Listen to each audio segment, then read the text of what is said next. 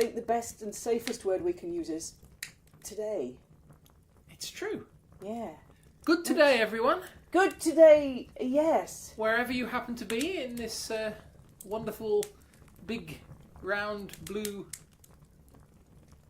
planet of ours. Yeah. One of those. Yeah. Yeah. Yes, it's lovely to see you on this very. Actually, we're gathered around the campfire today in a wood, a mystical, spiritual wood, foresty thing. Which is definitely not our table sat next to the kitchen boiler where it's nice and warm. Definitely not our kitchen. On this Squirrel Appreciation Day. It is Squirrel Appreciation Hashtag Squirrel Appreciation Day. Squirrel Appreciation Day.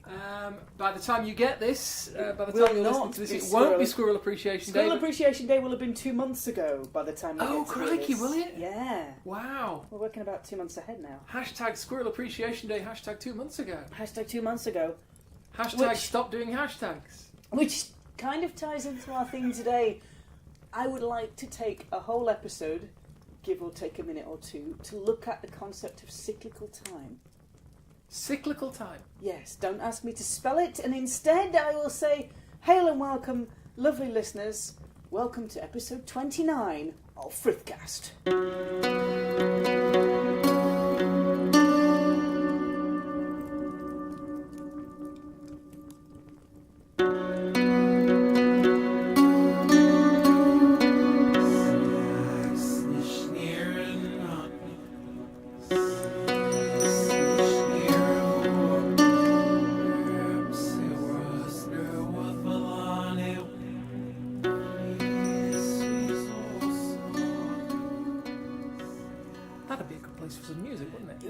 Let's put the music there.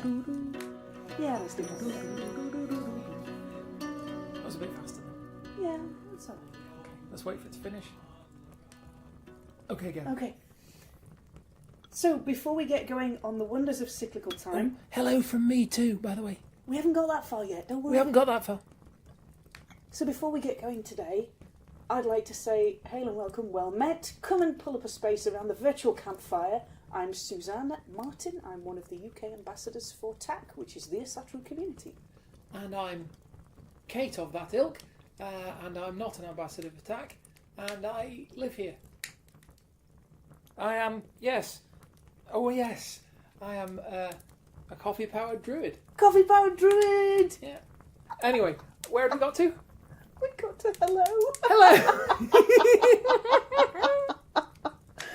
We haven't got past the hello yet. We're making progress then. Hello, I'm Kate. I'm not an ambassador for TAC. I am a druid who lives here and runs almost entirely on coffee. Okay. Right. Okay. Now we've got that past that. I wanted to talk today a little bit about the concept of cyclical time and how it relates to North East. God! Do you want to do it again? Darn it! Would you like me to do it for you?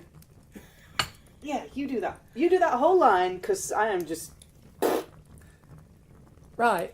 Suzanne, who's had 2 stabs at this line already, wanted to talk to you today about cyclical time and how it relates to northern heathenry.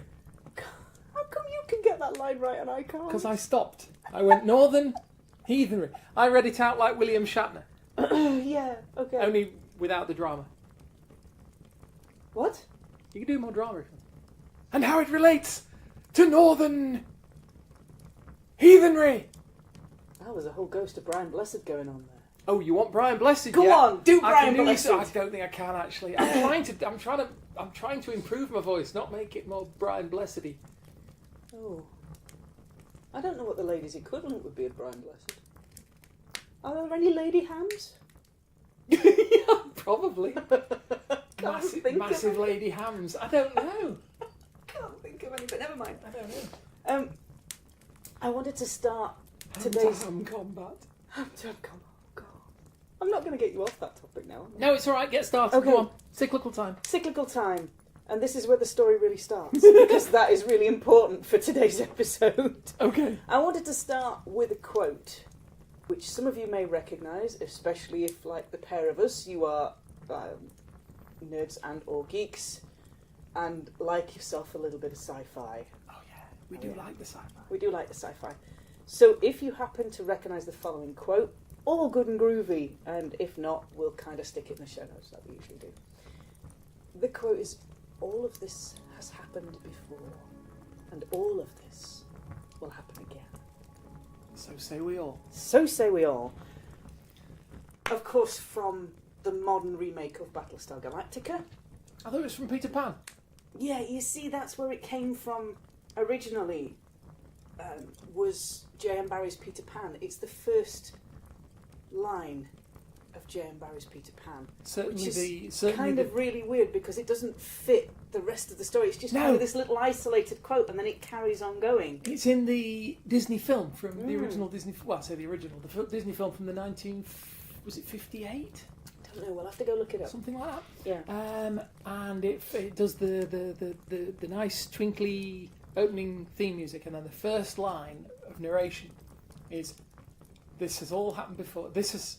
All of this has happened before. I'm trying to think exactly how it phrases it. Something like, "This has all happened before, and it will happen again." And then it just stops and starts again with a different bit of narration, and it's like, what? Where does that belong? Why is that there? Why is it kind of stuck on the front as your prelude to the whole thing? So that, to me, kind of sums up, aside from this like confusion over the Peter Pan part, sums up the concept of cyclical time. So cyclical time, the concept that events will occur, be in the past, then be looked forward to again, and occur again, and then be in the past, and be looked forward to again. So that concept of time going in cycles, cyclical time. There is no past or future as such, it's just a case of where you are on the cycle. Yes, yeah. So this concept of cyclical time, a big part of it comes from the myth cycle.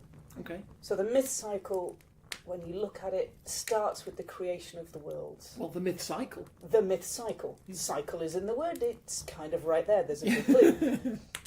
The myth cycle starts with the creation of the worlds, and then takes you all the way through the Aesir and Vanir, takes you through their rise, their time of great power and influence, and then their decline, up to the end events in the Ragnarok. Strangely, for a faith cosmology, it not only details the creation, which is fairly standard, and what happens in the middle part, which is fairly standard, but it also details the end of days. Some people will know it as the twilight of the gods. But then it details what comes after that. Okay. And how the worlds start again. And how the societies start again. So some heathens will look at this whole cycle as the fact that it doesn't have a beginning and it doesn't have an end, it just keeps going round. Okay. For some heathens, the first time the Ragnarok has happened has already passed. Right. And for some heathens, the first time that the Ragnarok will happen is in the future. Okay. Yeah, this is where it gets fun. So I'm going to try and keep my words kind of mostly in the right patterns and mostly in the straight lines. So for some heathens, they understand that we're in the period after the Ragnarok. Okay. After the first Ragnarok. And for some heathens, the Ragnarok is yet to come. Alrighty. So would it be true to say that, I mean, I would take a model like this as there being, a lot of the time you'll find in science fiction, people will use the idea of a time loop. Yes. And people watching those films, those shows, will say, but how did that work the first time?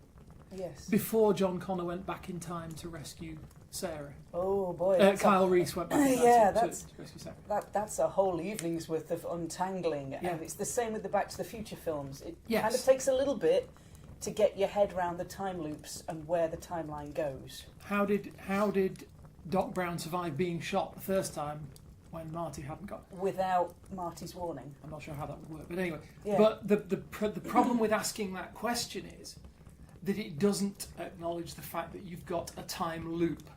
So it's a closed loop. And Closed system. it doesn't really mean anything to say, well, what about the first time? Because it's just one loop. Yes. So it's like, if I would say if it always has been one loop, so there's no event that closes that loop. there was no point, there was no sequence of those events that didn't have Kyle Reese coming back in, because it's just one single loop. Yes. So that would lead me to say, well, but I mean, we can get onto this later, because I've just got images of Doc Brown pulling up in the car and just looking at Martin going, come with me if you want to live. It's a very strange kind of mash-up time wibbly wobbly thing that I've got going on my brain at the moment. Marty jumping in the car and going, get out. Get out. I need your clothes, your boots and your motorcycle and that really nifty skateboard. That is so cool. Oh, fabulous. Hoverboard. Oh. Yeah, no. Like, you can Skip imagine. the mashup because that's just doing funny things to my head right now. Because I've got the T1000 barreling after them. They're driving away in the car, and Ollie's got a hoverboard. Okay, I'll get you. Yeah, so it's As long as you don't go over water. Anyway, the point is, by that model, I would take it that the people who think the Ragnarok has passed and the people who think the Ragnarok is yet to come are both correct. Because you're in a closed loop system. Yes, the Ragnarok is one point in the cycle. The question is, where are we in the cycle? Are we nearer to the beginning of it or nearer to the end of it if you mark Ragnarok as the reset point? Yes. Do go on. Thank you. Just having my brain blown a little bit here, but it's good. It's a good thing. Mm. The concept of cyclical time is that time is not linear. Okay. Or time is linear, but it's kind of wibbly wobbly, timey wimey. So it's kind of the understanding that time is not a line. Mm. You don't have a start point and you don't have an end point. You might have events along that line. Okay. Certainly, this ties into wider concepts of things like the norns and predestination, free will, self-choice, and destiny, which is going to be a whole other podcast because that subject is huge. I was going to say, have we talked on the Norns yet? We haven't. A couple of episodes' time, we're going to talk on the norns because reasons. Cool. And that concept of the norns and predestiny, free will, self-choice, all ties into this understanding of cyclical time. If time is cyclical, can we alter what is to come? You see, this was something I was going to ask you in a bit anyway. Yeah. Because assuming that we have a loop, then it implies that events are the same each way round. All of this has happened before, and all of this will happen again. So that implies everything that we've experienced this time round is what we have experienced an infinite amount of times before and an infinite amount of times yet to come. Because, again, it's all just one loop that we're going round and round. Now, if you're talking about events being able to change, then that raises the question of, is it a loop or is it a spiral? Yes. A helix, I'm sorry. Yes. Yeah, that's getting a little bit big for my brain, but it's it kind of, if you... Brain the size of a planet. Yeah, no, not in my case. Definitely. No. But if you look at the Ragnarok, you might understand that the Ragnarok has already been. Okay. And we are in the period after the Ragnarok. Now, some gods survive the Ragnarok, according to the myth cycle, and some don't. Okay. The myth cycle is very specific about what happens to certain gods and goddesses at the end, in the Ragnarok, in the battles. Yeah. So, are the words of that myth cycle specific because they've seen it before? Yeah. And they know, and they're just writing down what they know. From what I understand, the information that we have about the sequence of events that will constitute Ragnarok come from Mimir, post head being taken off. The accidental decapitation that happens at the beginning. He's on a fairly minimalist diet after that point, and he gets all the way to the end times. So the question is then, is Mimir reporting something that he's seen as a flash of the future? Or is he reporting something that's known to be because it's already happened, even though he knows it's got to happen again? Yeah. And it also, even if you consider the passage of time to be a helix or to be a spiral, there are implications for people who use Seath work, who use Spey work, who use Oracle, as to what they're seeing. Are they just seeing? Are they? I'd say just. Are they remembering or are they seeing? And is there actually a difference if you're in a cyclical time? Exactly. Are they seeing? Well, they presumably would be seeing across the loop. So they'd be sort of cutting across that arc. Yes. Which is where time is taking us, apparently taking us, and they're just getting a glance straight across to the other side of the loop. And wow, Yeah. yes. Yeah, so let's bring it back to a little bit more shallow for a minute or two. Must we? Yeah, just steady on. I know we talked earlier about pie. Pie is good. Pie is good. We like pie. Pie is always good. Yes. You know, I'm good. You have one type of pie, I have many with the pie. I'm fond of fish pie. I'm good with a good apple pie. Yeah. Cracking apple pie. But actually the pie I want to have a natter about is the one with numbers in it. Oh, pie! Yes. Pie? Pie. Pie. I know, but you spell it pie. Pie? Pie. Yes. Pie? Pie. Pie. Pie. Not tau. Not tau. Pie. Well, now, pie. Pie is the one that I learned in school that starts 3.1415 and is the tricky thing that I do something with a calculator and circles. That's right. Okay, that one. Right, I know which one I'm talking about. So we're not with the apple or the cherry or the rhubarb. We're with the number one. Yes. Okay. Okay. Right, I'm with you. So, pi is a relational... I'm not a mathematician, so I won't get all the terminology right. But I'm sure all of you will have encountered it. Anyway, it's fairly basic in sort of school maths classes and so forth. Pi, it's a relationship between the radius of a circle and the circumference. And it is a sort of a universal standard of 3.14159 something. Yeah. And that something is the significant bit. As far as we know at the moment, pi is a decimal sequence that goes on forever. Okay. There is no indication as yet that pi comes to an end. There's also no indication as yet that pi has a regular repeating pattern. So it's not cyclical. It just carries on Well, going in random sequences. The thing that we get, the complication that we run into here is because after the decimal point there is an infinite number of digits. That's a lot of digits. That's a lot of digits. We're going to need like a bigger boat. Definitely. Now, the thing about if you take an infinite number of digits, and they are, as far as we know, random. So, in other words, because there's no discernible pattern, when you calculate the next digit, it could be anything from 1 to 0, or 0 to 9, whichever way you want to do it. The thing is, if it is an infinite sequence of entirely random numbers, then it stands to reason that at some point down the line, sequences will start to repeat. This is logical. Yes, it depends Okay. how many numbers you're taking at once. Yes. So if you say, right, I got these 10 digits, I'm going to look down the sequence and see if they recur. They will recur quite often, because 10 is a fairly short sequence. Okay. They will recur quite often. If you say, I'm going to take this sequence of 20 million digits and see when they recur, they will recur, but it'll be much further down the line. Wow.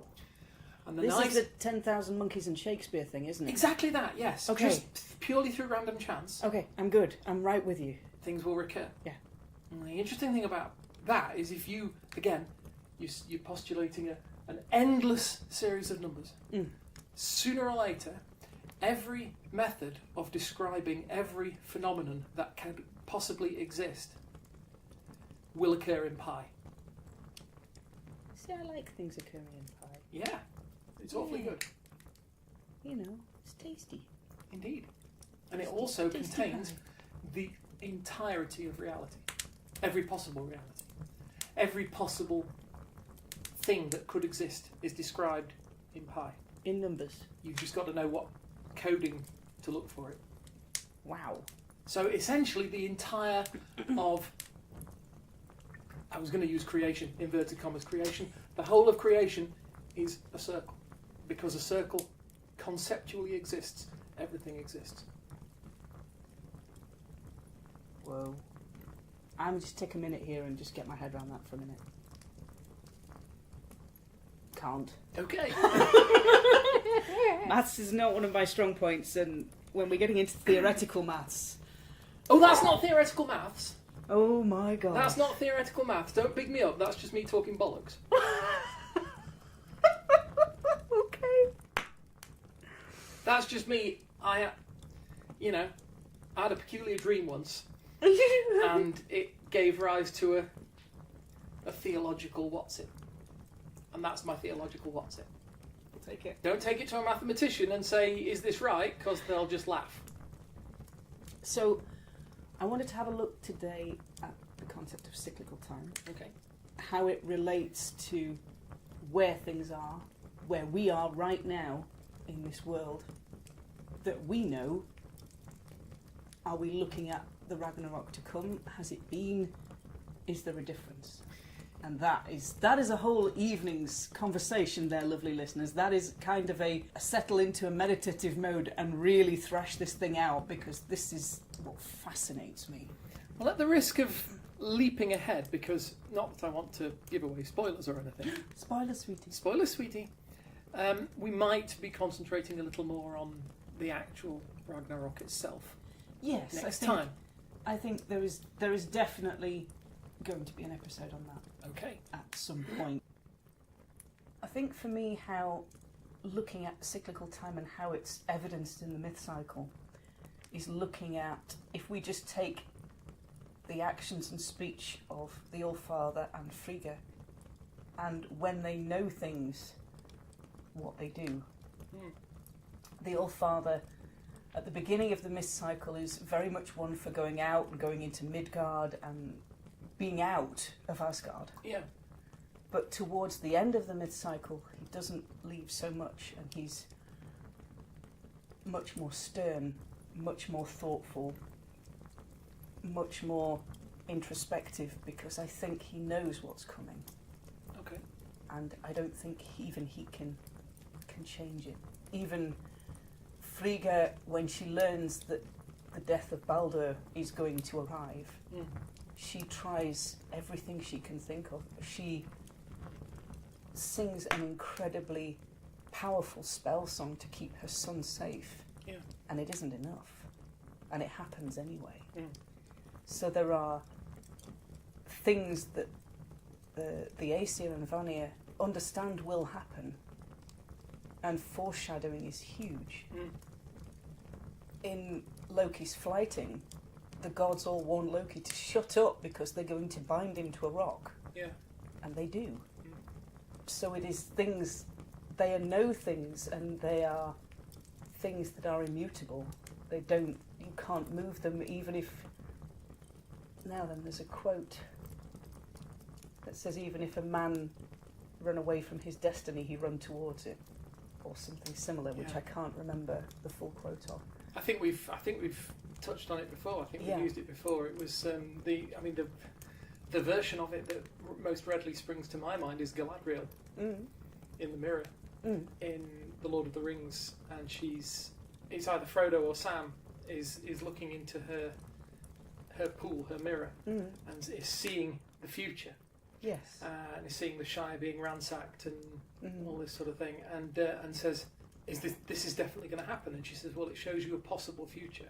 And he's like, well, in that case, I've got to go home. I've got to save everyone.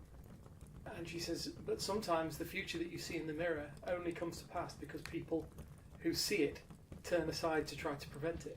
Yes, and it's a very similar thing.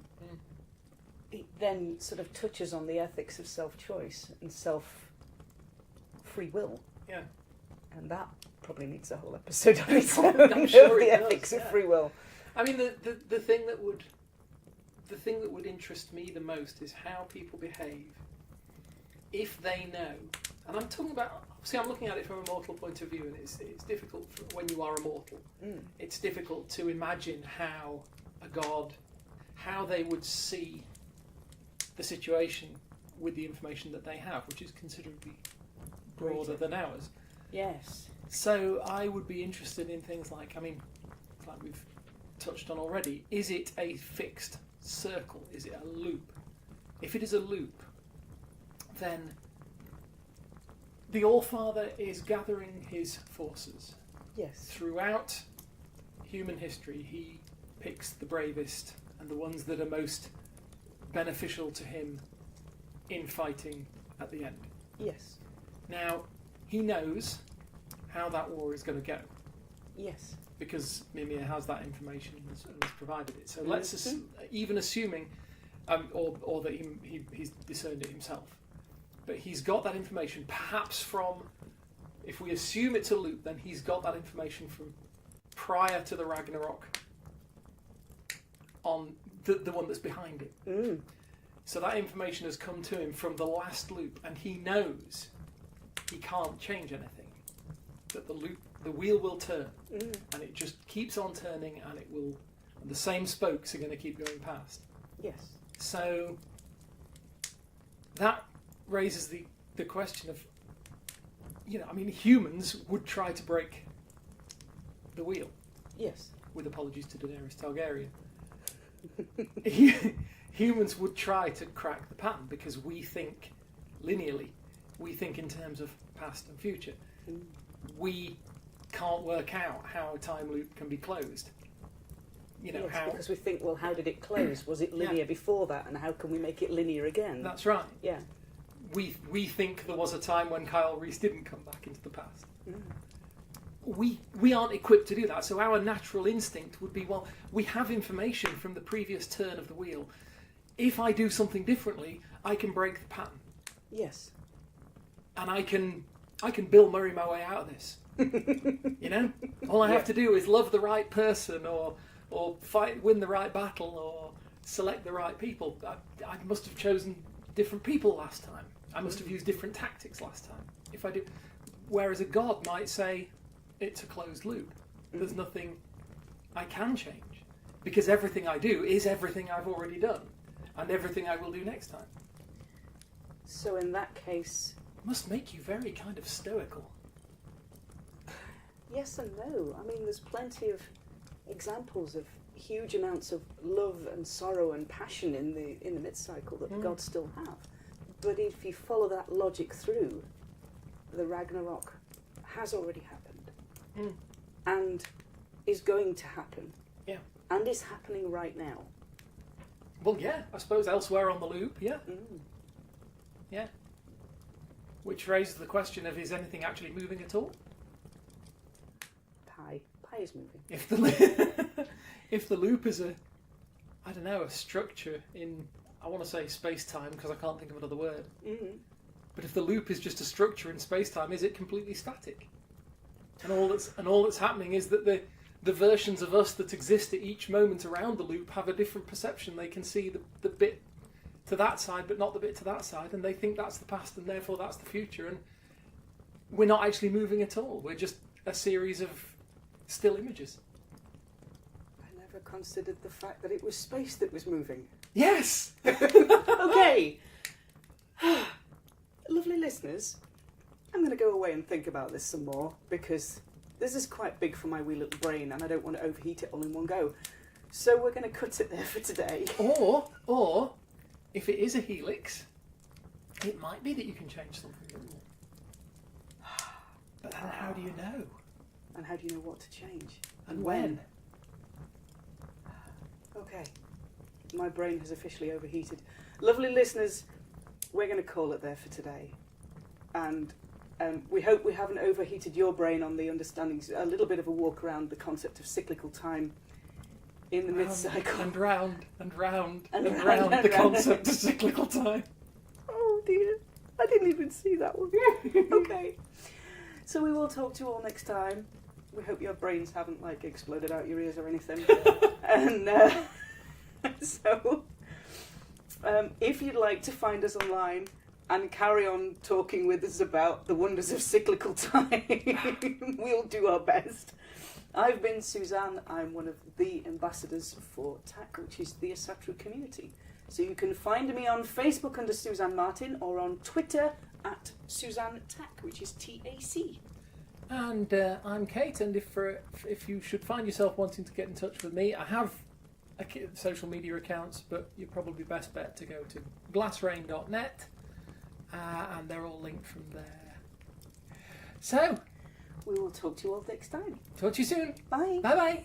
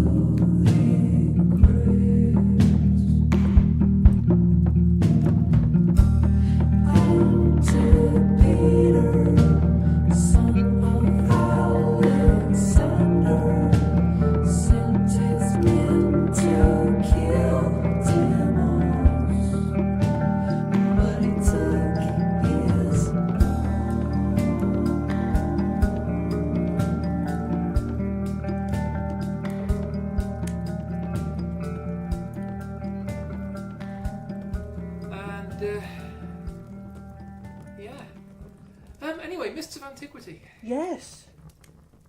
You wanted to talk about this, didn't you? Possibly.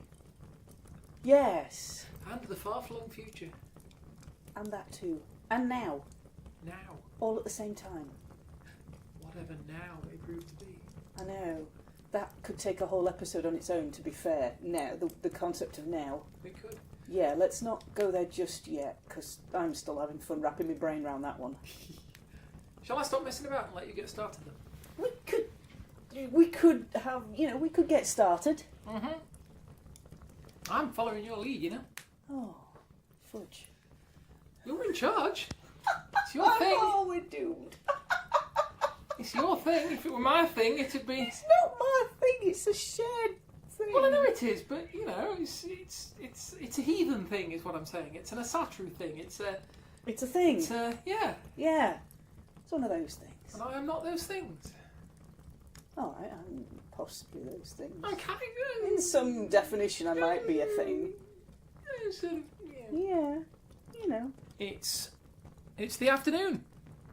It is. Or is it going to be night time by the time this gets... Well, to be fair, we have people across the world who listen to it in different time zones. So it's going to be... I think the best and safest word we can use is today. It's true. Yeah. Good today, everyone. Good today, yes. Wherever you happen to be in this wonderful, big, round, blue planet of ours. Yeah, one of those. Yeah? Yeah. Yes, it's lovely to see you on this very... actually, we're gathered...